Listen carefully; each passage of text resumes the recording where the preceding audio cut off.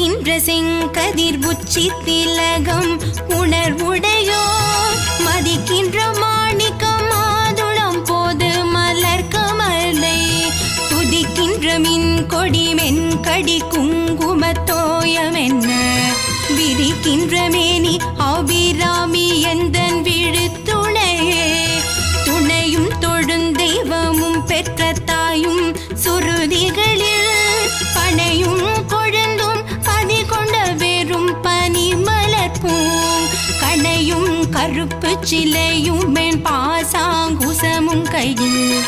அணையும் திரிபுர சுந்தரியாவது அறிந்த